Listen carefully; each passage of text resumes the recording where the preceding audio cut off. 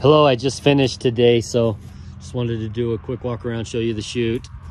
We've got 7 of these fiberglass panels, different lengths. Got 2 extra long ones, 4 medium length ones, and then 1 short one. Pretty much set it up anywhere. Got 2 of these alley frames. Alley frames go on the front of the truck here. There's room on that rack for 1 more alley frame, which I'm hoping to add at some point. If I don't sell this truck, I'll continue to use this truck, so I would really like 1 more alley frame. As you can tell back here, I could use another one right there. I use chains and stuff and a strap, kind of make it stand up, but if I had 1 more, it'd be perfect for me. I carry a table, fan, cooler. When the truck's laid over, I got all that stuff packed inside there. This here is your rack for the panels. It's got these, basically just set those on there, and then once it's all set, lock this here in there.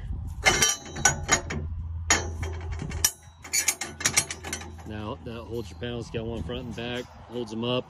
I hook a chain on here and chain them around the front to keep them from sliding forward. Then I use 2 tie down straps on the top of the chute here when it's laid over to just keep them strapped down. It's got the double low flipper. It's got this here's a hydraulic staging door. I got a toolbox right there. Just so you know, right back in here is where the wrap is starting to peel off a little bit, and there is a little bit up here by the door where it's starting to peel off. The wrap is something Extreme Chute Company put on before they sold it to me. So the body of the truck is in decent shape with that Riley, I don't know what you want to call it, but I just call it like a cage around the cab. Protects the cows from getting all over it. It's got the Texas style head catch, the push bar back there you see. I got a ship guard back there. I moved the battery box. Battery box was back there. Usually if there's a problem, you go to push the button and nothing happens, it's usually a battery issue. Starting with the remote, you check those batteries first and then push the button again, still nothing happens. Most likely your problem's the connection in your batteries. Well, when a cow's laid over and the battery box is back there, which is the Riley design, that makes it a pain in the blessed assurance to get to the battery. So we changed that. We got new lines and stuff here, going all new power and everything to the battery. This here is the new battery box here. We moved this piece of angle iron right here, this little clamp that holds it in there, and this whole box will pull out. It's got 6 brand new Trojan 6-volt batteries in it. Been working like a charm since we added that on. I've been using this chute again now for about 4 months. Working great, no issues. Got a toolbox here, unorganized right now. I'll organize and get better pictures later. Got your valve controls on here. The computer box is up there. Fan for the motor, the battery charger, miscellaneous supplies, core drill. Got a little solar light up there. I was living in town here about a year ago and was having troubles with vandals, so put on a motion power solar light on there. But yeah, that's the truck. Mechanical wise, I've had to do a lot of stuff to this truck. It's got the 6.0 diesel in it, and right off the bat when Brandon brought it to me, blew an EGR. Yeah, whatever that is. I'm not a mechanic, so I don't know too much about all that stuff, but we had to do a delete on it right away. Put new batteries in it at that point. Then started having troubles with the fuel system. Ended up replacing the whole fuel system. The whole fuel system's all brand new. It's got a brand new tank, brand new lift pumps,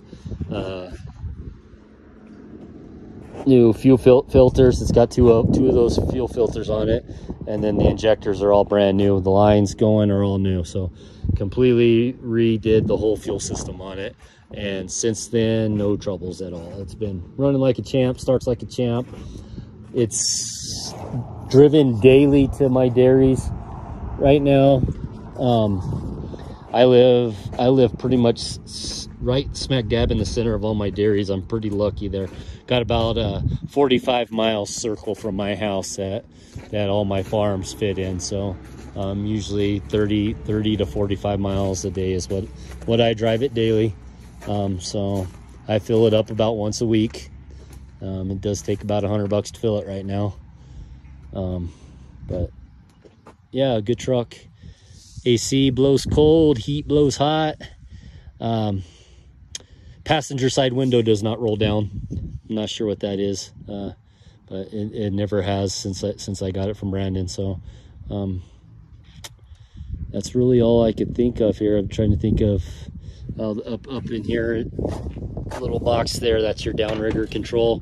Bypasses any function on the remote.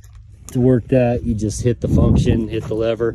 It's the little black one. The little black knob is the downriggers, and that makes it go up or down. The red one was hooked up to a light that is not hooked up right now. I may be putting another light back on as the time change is about to happen here next month or so. Whenever that happens, I'll need to put the light back on. But that's the red one's for just a light to hook up on there. But here is your remote. It's got all the functions on it. I do have extras of these and an extra computer. I pretty much bought all of Jason Stamp's LODAR system off of him when we did our deals with that gooseneck trailer that he had. So I will be throwing all that stuff in with this truck so that you have backup parts if needed. Tires, pretty much brand new on them.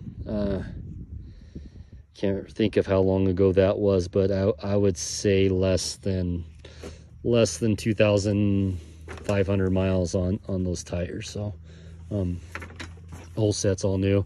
What else did I do? Oh, the springs on the rear end, it's got a whole new suspension under it too. The other one was pretty flattened out. We put some heavier duty springs under it, and that lifted it up pretty good, and it's been riding a lot better since I did that too. So that's all I can think of right now. You have any questions, give me a holler.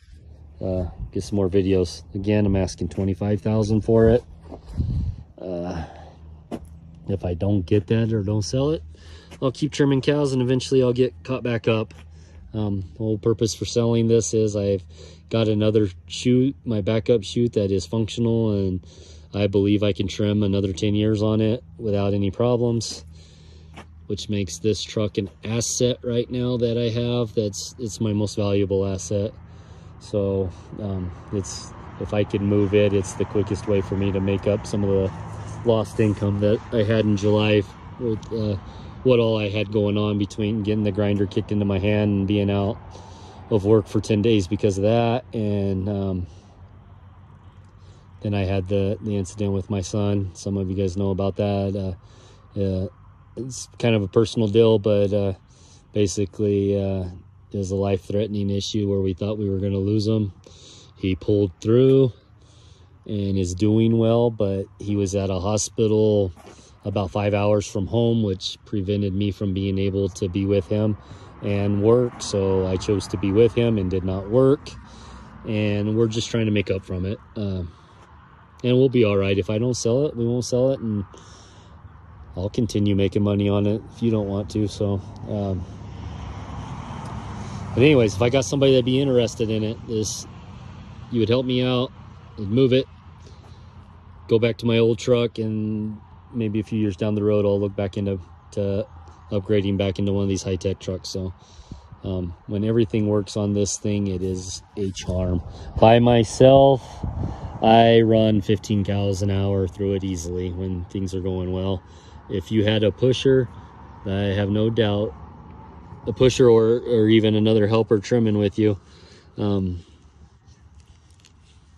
20 to 30 cow mark that you hear some of the guys talk about, I think would be easily done in this truck.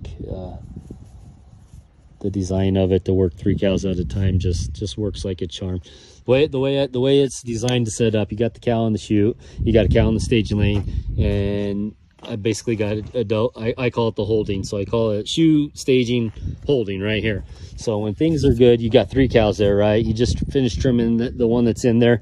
You lay her down, you hit the cow release function, and it opens it all up to where cow in the chute leaves, cow in the staging area follows her, cow in the holding area follows, and then back here you got one more, hopefully, so you could push.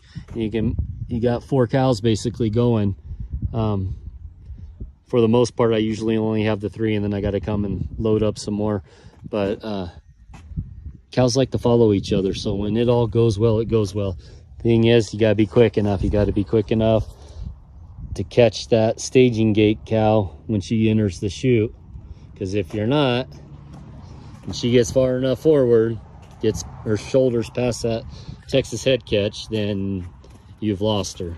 Now, every once in a while you can still stop her and she'll back up, but for the most part they won't, and then you got to reload them. So